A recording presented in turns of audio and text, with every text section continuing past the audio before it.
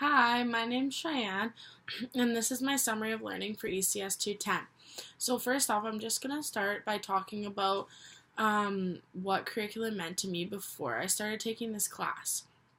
So before I took ECS 210, curriculum was a term that I didn't use on an everyday basis, and I didn't see it as something that was considered important to me. This seems very weird now. How could I not consider something that based my 12 years of learning off not important?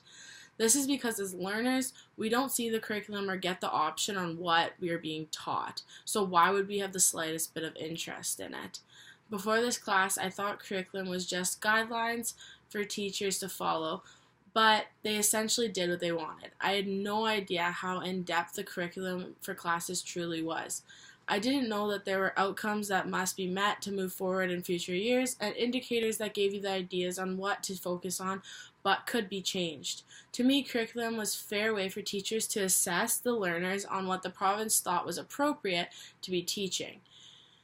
Before this class, I never thought about Treaty Ed or how that was being incorporated into the curriculum. I thought that Treaty Ed would be more in the outcome section of the curriculum instead of the indicators, but while reading it, I've came to the understanding that that's not true, and that Treaty Ed is in the areas that can be manipulated and changed by any teachers based on what they want to be teaching. Second off, I'm going to talk about what I think curriculum is now. After taking the class, I have a very different view on curriculum.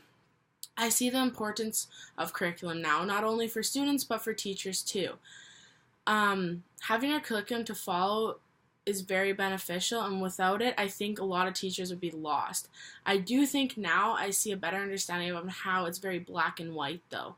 Teachers must follow these guidelines, and if they don't, there are obvious consequences.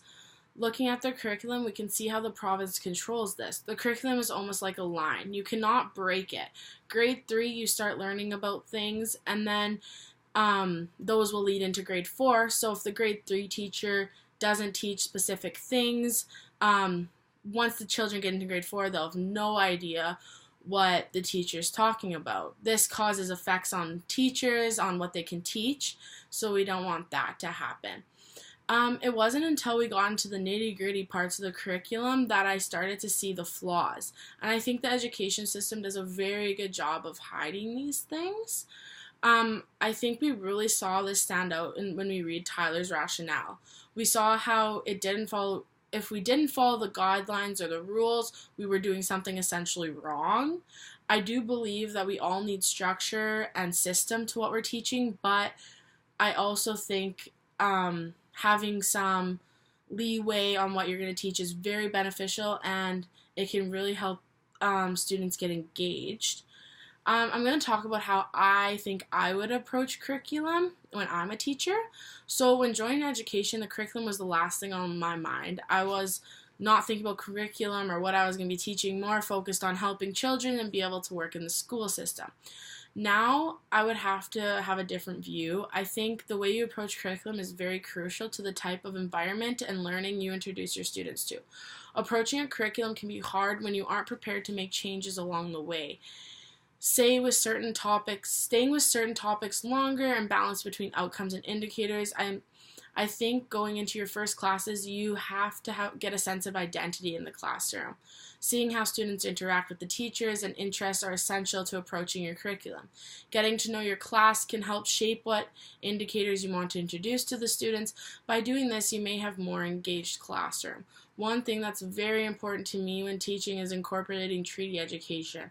Growing up, I was taught a lot of treaty education, and I truly believe it benefited me as a student and soon-to-be educator. Each student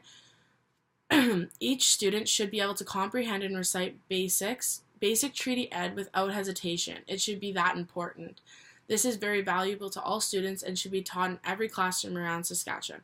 I think my main role preparing to teach from the curriculum is trying to take the most beneficial information and summing it up so students aren't trying to obtain too much info and miss the important parts. We need to decide what we're going to focus on in our lessons and stick to those things so students are able to listen, learn, and recite all the information without hesitation.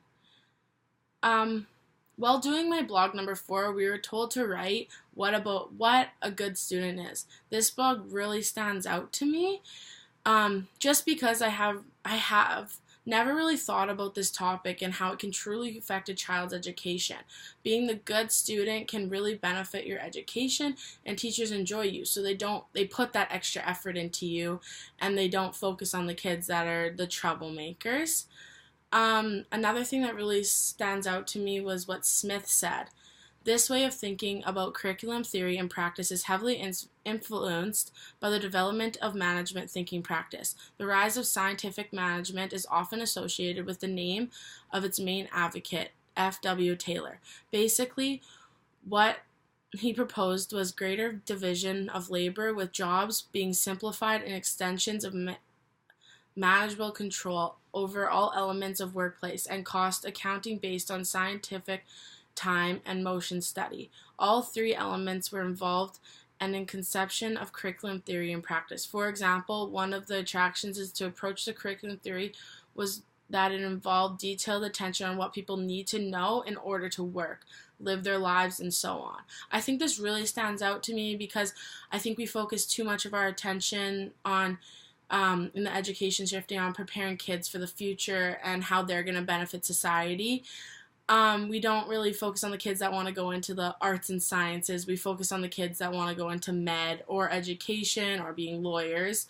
So I think that's super important. That was one thing that we really talked about this semester, and it seemed like that really stood out to me and going to benefit me as a teacher. Thanks for watching.